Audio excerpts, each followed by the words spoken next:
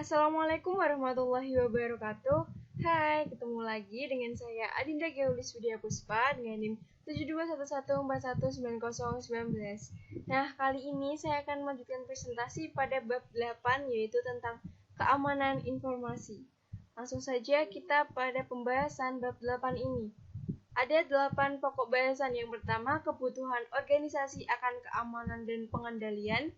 Yang kedua, keamanan informasi. Yang ketiga, manajemen keamanan informasi. Yang keempat, ancaman. Yang kelima, risiko. Yang keenam, persoalan e-commerce.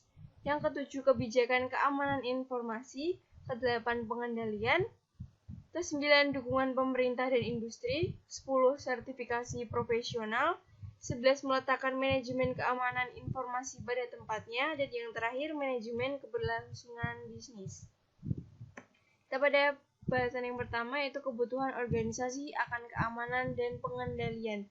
Nah, dahulu sistem komputer pertama kali hanya memiliki sedikit perlindungan keamanan. Namun, berubah ketika terjadi perusakan instalasi komputer oleh pemrotes pada saat Perang Vietnam. Nah, setelah itu melakukan pembaharuan untuk meletakkan sebuah penjagaan keamanan yang tujuannya untuk mengurangi kemungkinan kerusakan atau penghancuran, menyediakan kemampuan untuk melanjutkan kegiatan operasional setelah terjadi gangguan, dan menjaga seluruh sumber daya baik fisik maupun virtual agar aman dari ancaman dari luar maupun dalam. Selanjutnya ada keamanan informasi. Keamanan informasi atau sistem security digunakan sebagai pelindungan baik peralatan komputer dan non-komputer, fasilitas, data, dan informasi dari penyalahgunaan pihak-pihak yang tidak berwenang. Nah, tujuan dari keamanan informasi yang pertama ada kerahasiaan, yaitu berusaha untuk melindungi data dan informasi dari pengungkapan kepada seseorang yang tidak berwenang. Yang kedua ada ketersediaan, yaitu menyediakan data dan informasi sedia bagi pihak-pihak yang memiliki wewenang untuk menggunakannya. Dan yang ketiga ada integritas, yaitu semua sistem informasi harus memberikan representasi akurat atas sistem fisik yang dipresentasikannya. Selanjutnya ada manajemen keuangan informasi atau Information Security Management yang disebut dengan ISM. Manajemen diharapkan untuk menjaga keamanan sumber daya informasi dan menjaga perusahaan agar tetap berfungsi setelah suatu bencana atau jebolnya sistem keamanan. Nah, aktivitas untuk menjaga sumber daya informasi tetap aman disebut manajemen keamanan informasi. Sedangkan aktivitas untuk menjaga agar perusahaan dan sumber daya informasi tetap berfungsi setelah adanya bencana disebut dengan manajemen keberlangsungan bisnis. Nah, dalam manajemen keamanan informasi ini terdapat dua jabatan.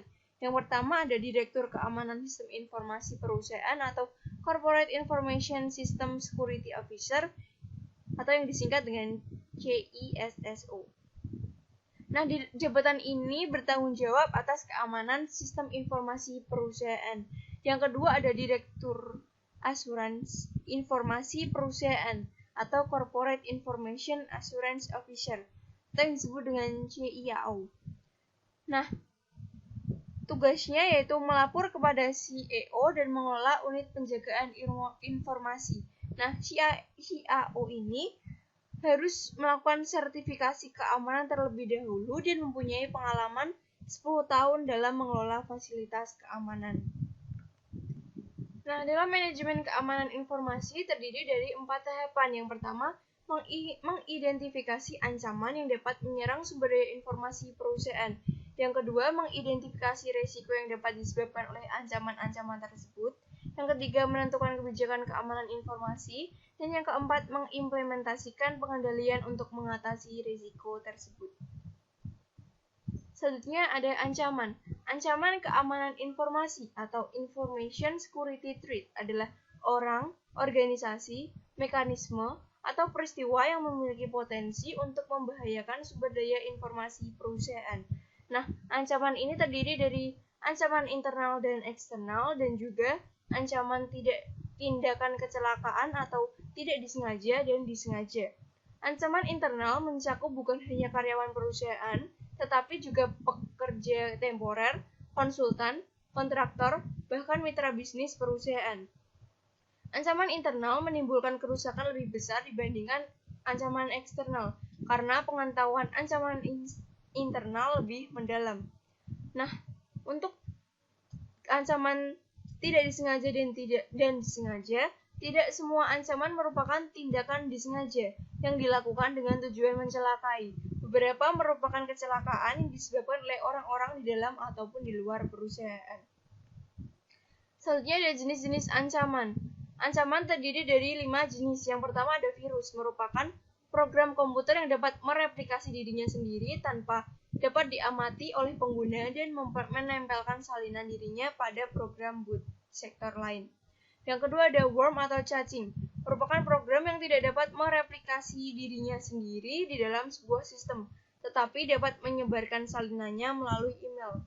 Yang ketiga ada Trojan horse atau kuda Troya, merupakan program yang tidak dapat mereplikasi ataupun mendistribusikan dirinya sendiri. Si pengguna menyebarkan sebagai suatu perangkat. Pada saat perangkat digunakan, akan menghasilkan perubahan yang tidak diinginkan dalam fungsionalitas sistem tersebut. Yang keempat ada adware, merupakan program yang memunculkan pesan-pesan iklan yang sangat mengganggu. Dan yang terakhir ada spyware, program yang mengumpulkan data dari pengguna. Kemudian ada resiko keamanan informasi atau information security risk, merupakan potensi output yang tidak diharapkan dari pelanggan keamanan informasi oleh ancaman keamanan informasi. Nah, risiko ini terdiri dari 4. Yang pertama ada pengungkapan informasi yang tidak terotorisasi dan pencurian. Yang kedua ada penggunaan yang tidak terotorisasi. Yang ketiga ada penghancuran yang tidak terotorisasi dan penolakan layanan. Dan yang keempat ada modifikasi yang tidak terotorisasi. Selanjutnya ada manajemen risiko. Manajemen risiko ini didefinisikan sebagai satu dari 2 strategi untuk mencapai keamanan informasi. Nah, risiko dapat dikelola dengan cara mengendalikan atau menghilangkan risiko atau mengurangi dampaknya. Dalam mengidentifikasian risiko terdiri dari 4 langkah. Yang pertama, identifikasi aset-aset bisnis yang harus dilindungi dan dari risiko. Yang kedua, menyadari risiko. Yang ketiga, menentukan tingkatan dampak pada perusahaan jika risiko benar-benar terjadi. Dan yang keempat, ada menganalisis kelemahan perusahaan tersebut. Selanjutnya ada persoalan e-commerce. E-commerce atau perdagangan elektronik telah memperkenalkan suatu permasalahan kemasan baru. Masalah ini bukanlah perlindungan data, informasi, dan peranti lunak, tetapi perlindungan dari pemalsuan kartu kredit. Nah, dalam pemecahan masalah e-commerce, dalam hal ini terdapat 2, yaitu yang pertama menggunakan kartu kredit sekali pakai, dan yang kedua ada praktik keamanan yang diwajibkan oleh Visa. Nah, kartu kredit sekali pakai ini cara kerjanya, jika kita ingin membeli sesuatu secara online, kita akan memperoleh angka acak dari situs web perusahaan kartu kredit. Kemudian, angka acak itulah yang diberikan kepada pedagang e-commerce, bukan nomor kartu kredit pelanggan. Dan selanjutnya ada praktik keamanan yang diwajibkan oleh Visa. Nah, dalam hal ini terdapat 10 praktik. Yang pertama, memasang dan memelihara firewall. Yang kedua, memperbarui keamanan. Yang ketiga, melakukan enskripsi pada data yang disimpan. Yang keempat, melakukan enskripsi pada data yang dikirimkan.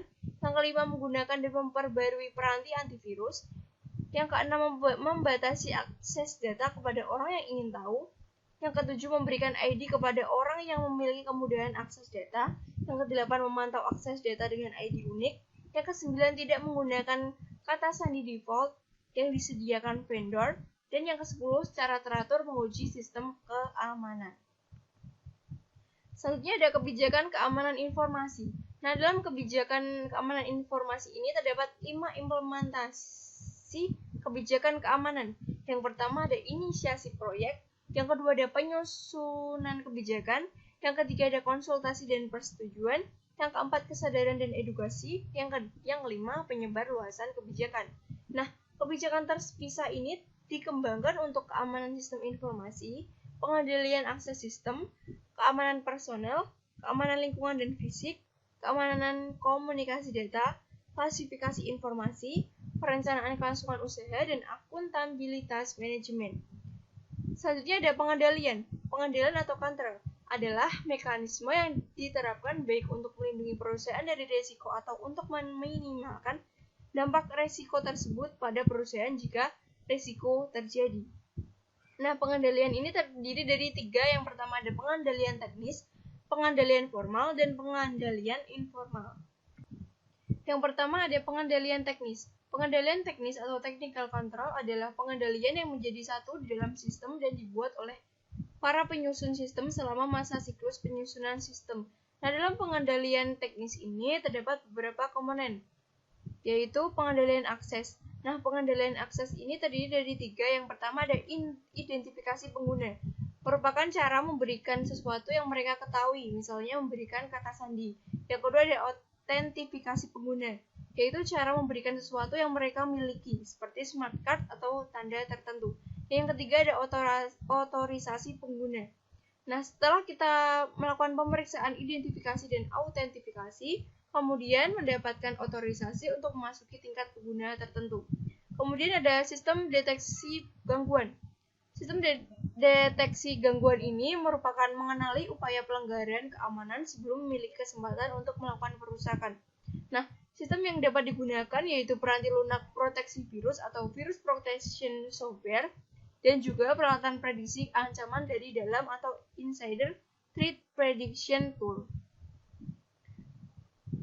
Selanjutnya ada firewall. Firewall berfungsi sebagai penyaring dan penghalang untuk membatasi aliran data ke dan dari perusahaan tersebut dan internet. Nah, firewall ini terdiri dari 3. Yang pertama firewall penyaring paket, firewall tingkat sirkuit, dan firewall tingkat aplikasi. Selanjutnya ada pengendalian kriptografis. Merupakan penggunaan kode yang menggunakan proses-proses aritmatika, di mana data dan informasi dapat dienkripsi dalam penyimpanan dan ditransmisikan ke jaringan. Contohnya adalah SET atau Secure Electronic Transaction, merupakan pemeriksaan keamanan menggunakan tanda tangan digital. Selanjutnya ada pengendalian fisik, merupakan perkembangan mengunci ruangan pintu komputer yang semakin canggih dengan menggunakan teknologi telapak tangan, suara, serta kamera pengintai. Nah, perusahaan juga dapat menempatkan pusat komputernya di tempat terpencil yang jauh dari kota dan wilayah sensitif dari bencana alam. Yang selanjutnya ada menempatkan pengendalian teknis pada tempatnya. Nah, pengendalian teknis dikenal sebagai yang terbaik untuk keamanan dan teknologi karena banyak digunakan untuk mengamankan informasi. Selanjutnya ada pengendalian informal, yaitu mencakup penentuan cara berperilaku, dokumentasi, prosedur, dan praktik yang diharapkan, dan pengawasan serta pencegahan perilaku yang berbeda dari panduan yang berlaku. Sifatnya formal karena manajemen menghabiskan banyak waktu untuk menyusun, mendokumentasikan bentuk tulisan, dan diharapkan berjangka waktu panjang. Dan yang selanjutnya ada pengendalian informal, mencakup program-program pelatihan dan edukasi serta program pembangunan manajemen. Nah, pengendalian ini bertujuan untuk menjaga agar para karyawan berusaha memahami serta mendukung program keamanan tersebut. Selanjutnya ada dukungan pemerintah dan industri. Nah, standar yang digunakan untuk memberikan bantuan kepada perusahaan dalam menentukan tingkat target keamanan yaitu ada BS 7799 milik Inggris, BS IT Baseline Protection Manual, COBIT, GASPP, dan juga ISF Standard of Good Practice. Selanjutnya ada peraturan pemerintah. Nah, yang digunakan ada 2. Yang pertama ada standar keamanan komputer pemerintah Amerika Serikat, yaitu mencanangkan program yang ditujukan untuk menerapkan perlindungan yang mencakup seperangkat standar keamanan yang dipenuhi organisasi yang berpartisipasi, ditambah peranti lunak yang menilai sistem para pengguna dan membantu mengonfigurasi sistem untuk memenuhi standar. Yang kedua ada Undang-Undang Anti-Terorisme, Kejahatan dan Keamanan Inggris atau ETCSA. Nah, pasal 1 ISP diharuskan untuk memelihara data mengenai semua kejadian komunikasi selama setahun. Pasal 2, otoritas pajak pemerintah diberi wewenang untuk mengungkapkan informasi mengenai situasi keuangan seseorang atau organisasi kepada pihak berwajib yang sedang menyelidiki tindakan kriminal. Dan pasal ketiga, kewajiban kerahasiaan dihilangkan untuk badan-badan diumumkan meskipun hanya terdapat kecurigaan akan adanya tindakan terorisme yang akan terjadi. Selanjutnya ada sertifikasi profesional, terdiri dari 3. Yang pertama ada Asosiasi Audit Sistem dan Pengendalian. Yang kedua, Konsorsium Sertifikasi Keamanan Sistem Informasi Internasional. Dan yang ketiga, Institut SANS. Selanjutnya ada meletakkan manajemen keamanan informasi pada tempatnya, di mana perusahaan harus mencanangkan kebijakan manajemen keamanan informasi sebelum menempatkan sebuah pengendalian. Nah, kebijakan ini dapat dibuat berdasarkan ancaman dan risiko. Selanjutnya, yang terakhir ada manajemen keberlangsungan bisnis. Nah, dalam manajemen keberlangsungan bisnis ini terdapat 3 komponen. Yang pertama ada rencana darurat atau emergency plan, menyebutkan cara-cara yang akan menjaga keamanan karyawan jika terjadi sebuah bencana. Nah, keamanannya meliputi sistem alarm, prosedur evakuasi, dan sistem pemadaman api. Yang kedua ada rencana catatan penting, merupakan dokumen kertas, mikrofon, dan media penyimpanan optis dan magnetis yang terpenting untuk meneruskan bisnis perusahaan, di mana harus membuat cadangan di lokasi yang sangat terpencil. Dan yang ketiga ada rencana cadangan. Rencana cadangan ini terdiri dari 3. Yang pertama redundansi atau duplikasi. Yang kedua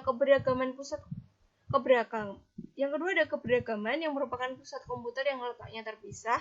Dan yang ketiga ada mobilitas, yaitu membuat kontrak dengan jasa pelayanan cadangan di hot site dan cold site. Nah, sekian presentasi bab 8 ini. Kurang lebihnya mohon maaf. Wassalamualaikum warahmatullahi wabarakatuh. Terima kasih.